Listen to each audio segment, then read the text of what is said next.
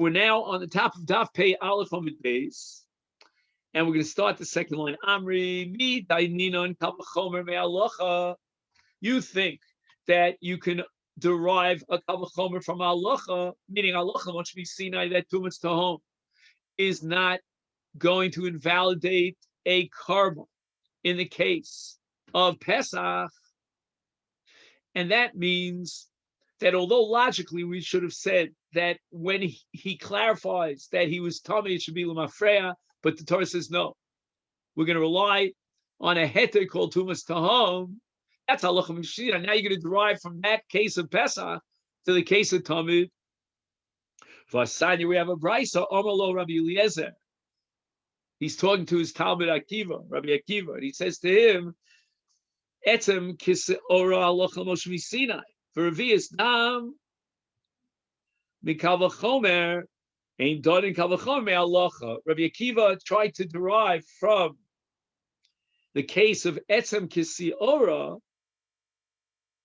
to the case of Revius Dam with a Kal v'chomer, because Etzem Kisi Ora, if a person contracts tumas mes by having a contact with an Etzem Kisi Ora of a mes, that's not mitame oil. That's only mitame b'magu masa.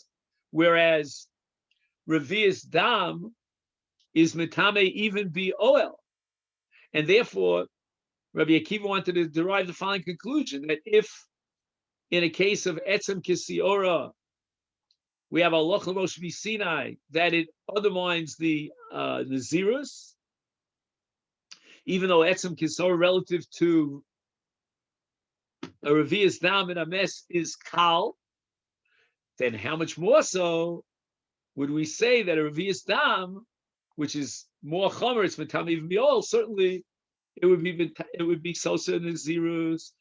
And on that, Rabbi Elazar says, wait a minute, Etzem Kisora is not anywhere in the Torah. It's halacha l'mochmi Sinai.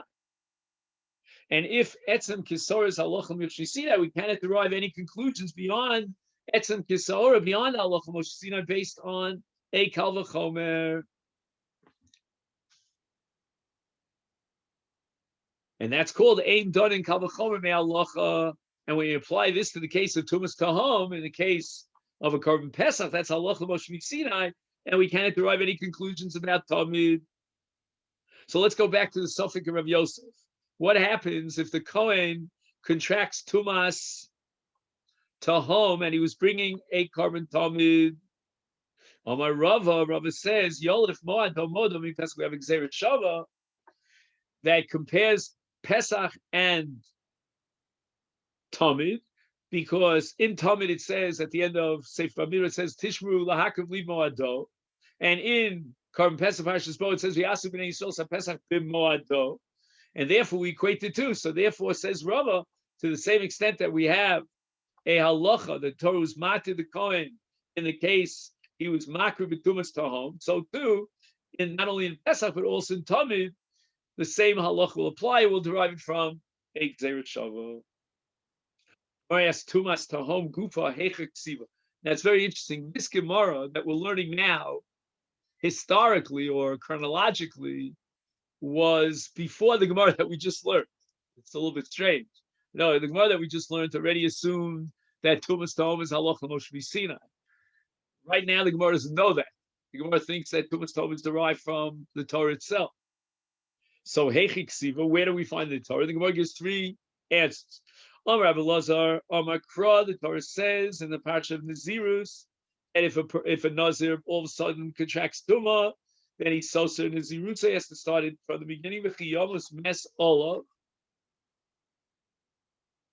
A dead body came upon him, so to speak, and the language is Nitma is mashma Nitma betuma michuveres olav. Olav means he clearly saw that he came in contact with the dead. But tumas tahom, which is concealed, that's not going to be sosa nazirus. So the Gemara says ashkecham bin nazir, but also pesminolan.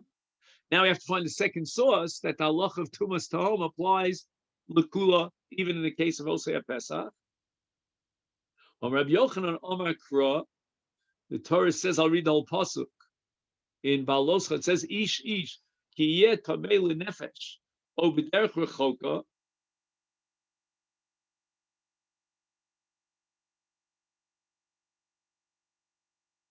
And then at the end of that pasuk, it says lachem, and it says Shaviyasa Pesach Hashem.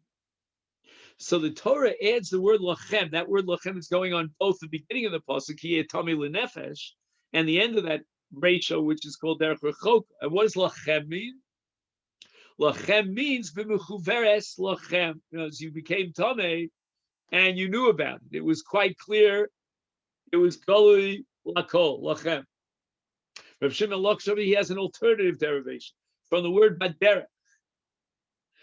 Kiderech, kidercha, ma derech begoli aftuma nami begoli.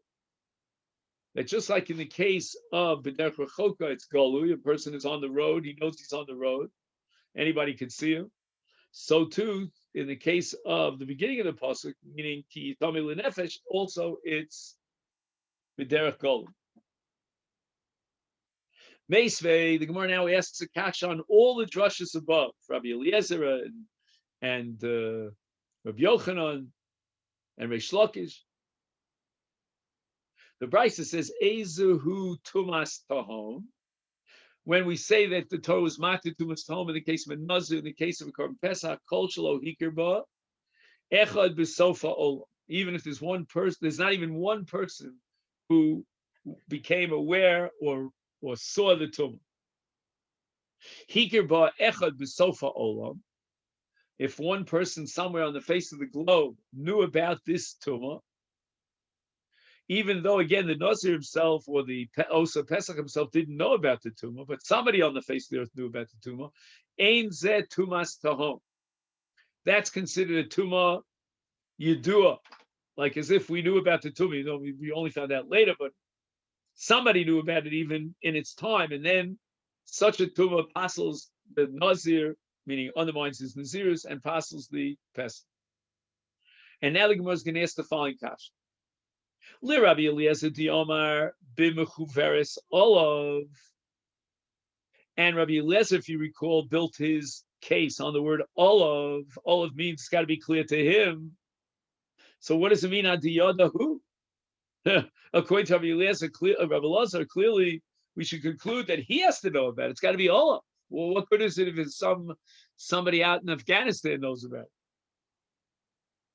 And Rabbi Yochanan, we're also going to ask a kasha. The Omar, he says the source is from the word lachem. B'mechuveres lachem. Now lachem is a minimum of two, right? Because ein miut pachos, ein rabin pachos mishnayim. Is therefore diyadol bei train, which requires certainly that at least two people know about it. Why is it enough that one person knows about it? And according to Reish Lakish, the Omar Kederech Adiyade Kuli Alma, it's got to be Bederech that's goli to everybody. What good is it if one person somewhere on the other side of the earth knows about it? The Gemara answers, Ella Tumas Tahom Allah Gemirla. Tumas Tahom is Allah Lamoshe Sinai. Ukra, and those psukim that the various Amoraim were looking for is Asmach to be Alma. They were just darshaning the pasuk in order to give it an asmach, L'dov.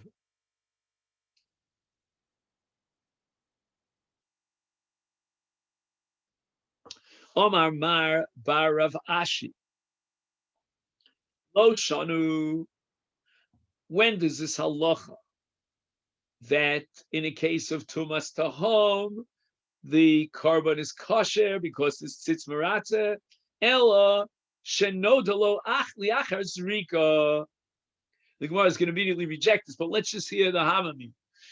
The only time that we're going to apply the principle of Ritzuit Sitz in the case of Tumas Tahom is only if we find out about the Tumah after the Zrika was done already.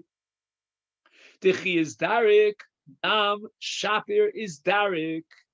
Since at that moment we didn't know anything about the Tumah and the Zrika was implemented then, it's a valid Zrika, even though later on we'll find out that he was Tameh at the time of the Zrika. Avol no Dolo says Mabaravashi, if he knew about the Tumas Tahom, Lifnei Zrika, he knew before the Zrika that he was Tameh. even though he went ahead and he was Zorik the Dam, Lo Maratza Tzitz, there's no Ritzu Tzitz. And the Gemara rejects this. Meisvei, I'm going to quote to you a brisa that contradicts Marbar of Ashi. Hamotze mes. A person finds that a corpse was buried below the ground. Mushkav lerochvo shel derech. And the corpse, which was below ground, stretched from one side of the road to the other. Let's say the person who died was 6 feet, and the derech is 6 feet. So you know that for sure, anyone who crossed over that pathway certainly became Tomei. Vade became Tomei, but it was Tumas Tahom because it was underneath the ground. And the Brisa says, Litruma Tomei, Linazir V'Yosef Pesach Tahor. If the person who crossed this road was a Kohen, he's not allowed to eat Truma. He has a din of a Kohen Shenitmes. Even though, again, this Misa, this mess is Tomun, it's below the ground, it's a Tumas Tahom, but the heter of Tumas Tahom only applies to the carbon of a Nazir, or I should say to the Malos of a Nazirus, and to the carbon of a Pesach. It does not apply as far as Truma is concerned. And a Kohen who contracted Tumah is not allowed to eat Truma. So the Gemara now is medayik from the lashon of this brisa. V'chol tamei v'tar lahabahu. When we look at the word tamei or tar, like in Latruma it says tamei, and Pesach it says tar, that's lahaba. That means looking forward. Do we consider him tamei or do we consider him tar? This is not a din of b'di'evet. Marbar of Ashi said that the entire din of Sitz Maratza and Tumas Tahom is only b'di'evet after he did the Zrika, but not if they knew about it beforehand. The Brisa clearly is talking about a case where they knew it beforehand, because it's saying Litruma Tameh, from now and henceforth, knew the Kohen who was Nitma B'Tumas Tahom are excluded from Truma, and Mikan Lahaba, now going forward, even though we now already know and have established Tumas Tahom, you're okay. Good to go as far as the Pesach is concerned. So it's against Marbar of Ashi, and the Gemara accepts this kasha, now reformulates Marbar of Ashi. Elai Itmar, Hachi Itmar. This is what Marbar of Ashi said. Omar Mar Bar Rav Ashi Lo Tema Nodalo. Don't think that when we say as far as the Nazir or the Yosef Pesach, that it was a Tumas Tahom and we're going to be matir it, it's only Lachar Zrika, because we found out about it after the Zrika. Hu de Maratza, that's the only time we say there's Ritzu Tzitz. Well, you might think that no Delo Lefnei Zrika, if we already knew that he was Tamei with this Tumas Tahom before Zrika, is then Lo Maratza, he's not going to implement a valid Zrika Saddam. Name, that's a Habami. But the Maskon is Alafilu no Delo Lefnei Zrika, even if we knew about the Tumas Tahom before the Zrika Saddam, Maratza this Ritzu Tzitz. Gufa, let's go back to the Bryce. The Bryce says, Hamotzi mes mushkav l'rochvo shel derech l'truma tamei l'nazir l'osa pesach tar. But the implication is that it's only l'rochvo shel derech. In other words, the corpse goes from the width of the derech, from one side to the other. The Bryce says, Vamed v'amurim kitche ein lo makom lava. Since the mess stretches from one side of the road to the other, it's impossible that he wouldn't have been mahil al mess.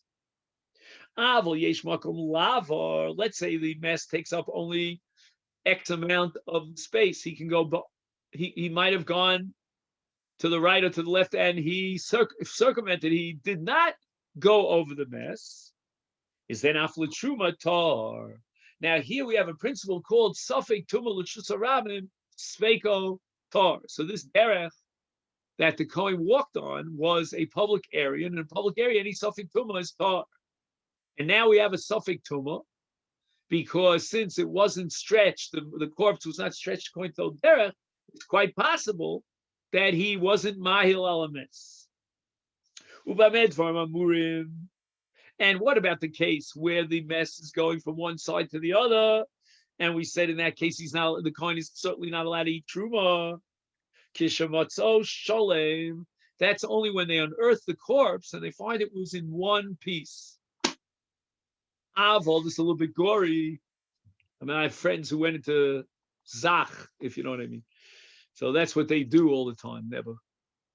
Is Meshubar Meforak, in other words, the corpse was in pieces, the body parts was separated one from the other, even though the corpse went from one side of the road to the other, because Shema, perhaps, Feina Prokim Ovar. Maybe the Kohen, when he passed, he was not directly over the mess, he was in between one segment, one body part, and another. Ubekever. However, let's say they took all these body parts and they interred it, is then afilu mishubar meforak tameh.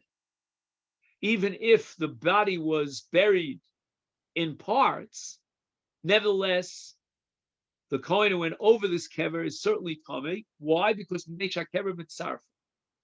Even if the body is not sholem, it's as if it was sholem, as if it was in one piece because of the kever. And when do we say that if the mess was broken up into pieces, then we're going to say that he's tar because Safik Tumbrish Sarab Svekotar be Mahalish Baragov if he's walking and he's not carrying anything. Avol Ta'un, if he's carrying a masa, Rachuv, or he's riding an animal, Tameh. Why? Fisha Mahalish Baraglov, Efsha Shalo Yiga Velo Yahi. If he's walking by foot, it's possible that he won't cross over the mess. Maybe he'll go between the different parts of the body. Avol, but in the case of Ton or Rachuv, is then he Efshashlo Yiga below Yahil. When he has a burden on his back, or certainly when he's riding an animal, then he's going to move in one direction or the other. If you're on foot, you can go straight, and you might have gotten straight between the body parts, but not if you're riding an animal and it moves back and forth, or if you're carrying something very heavy.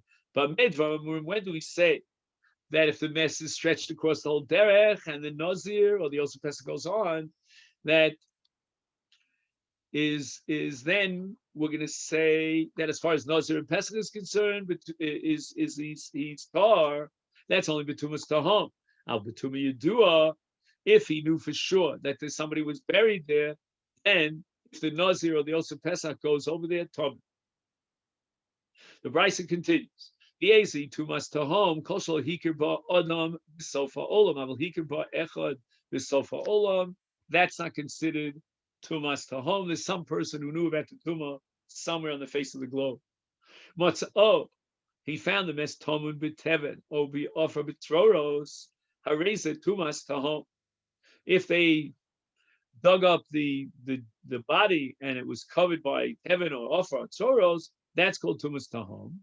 However, b'mayim, if the body was submerged in water, o ba'fela, or it was very dark, or b'nikvei hasloim, right? There were stones that had crevices in it.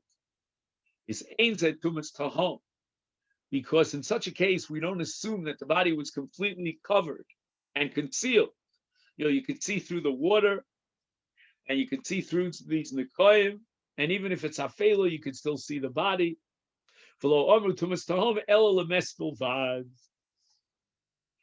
And with regard to other tumos like sheretz or ziva, as we learned back on Daf Pei, we don't apply the heter of tumas tahom.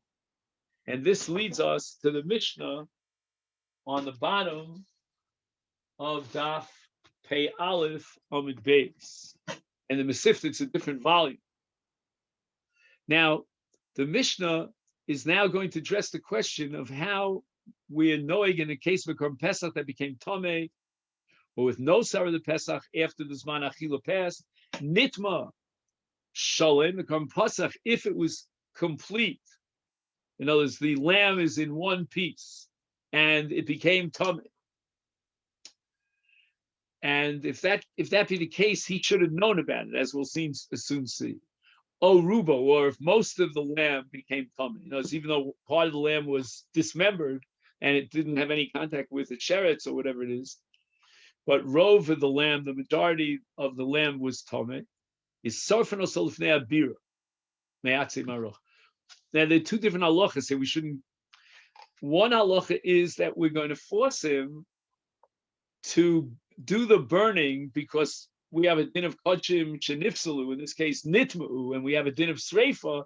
That sreifa has to take place in the environs of the Beis Hamikdash. That's called the Beis Hadeshen, and it's right outside the Azor. So that's the halacha basar kodshim nifsalu te'unim sreifa. And this is based on a pasuk in Vayikra Zion. It says, "V'basari shayiga b'chol tomi lo yachel, ba'esh yisaref." And there's a halach of tzarich l'sarfa b'makom achilasa, and that's derived from the same pasuk that says, "Ba'kodesh ba'esh tisaref," and that's a Gemara that we touched upon earlier. So the Korban Pesach is kodshim kalim, and it can be eaten anywhere in Yerushalayim.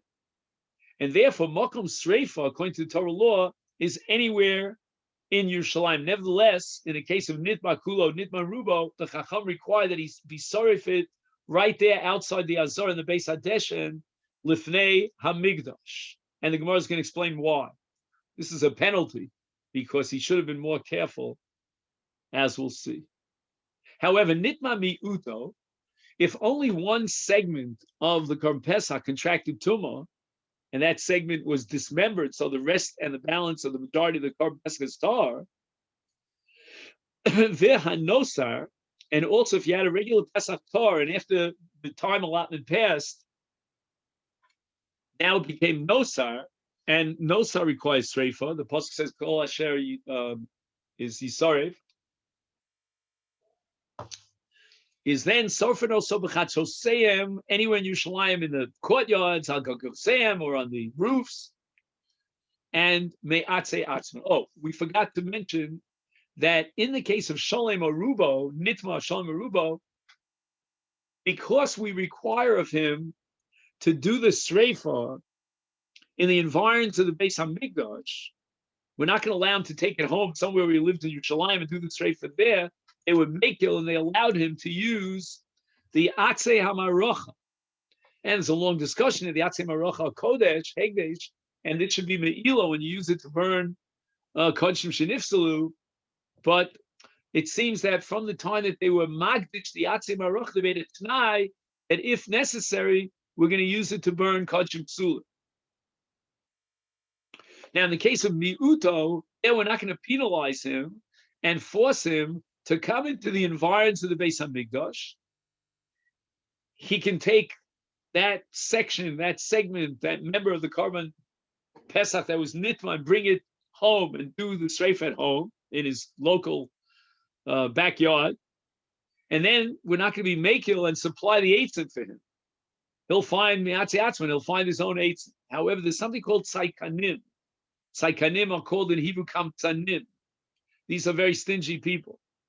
And they don't want to buy eitzim. Eitzim was apparently an outlay of money in order to burn the kodshim shenitmu. And therefore they made a special takana,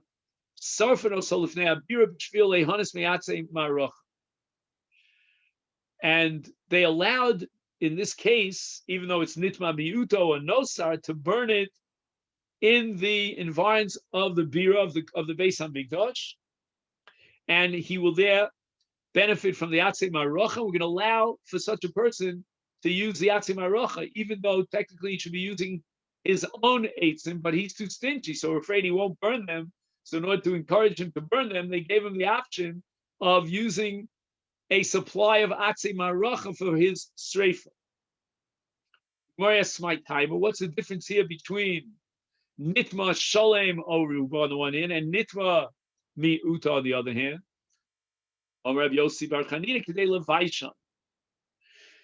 if the entire Korban Pesach contracted Tumah, then we assume that there was an element of negligence on his part. And he has to go public here. We're going to force him to go in front of in the Migdash, which is a public area where many people are found, and burn the Korban Pesach Shenifsal. Everyone's going to look at him and say, oh, look at that. He's burning pieces of the Korban Pesach. He wasn't careful about it. And that's going to prevent him in the future from being careless about the Tahara, Shmiras HaTahara of the Kodshim of the Korban Pesach. Nitma Me'uto. However, if only a small part became something that we can assume he was as careful as he could be, and therefore let him bring it home, and he'll privately burn that member of the Korban Pesach.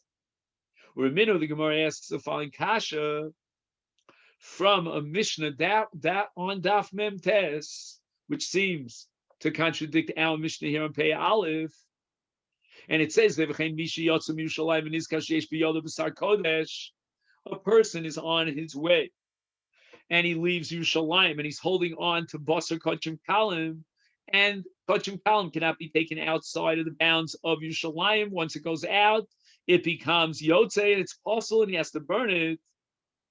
And the halacha is that he has to burn it in Yerushalayim.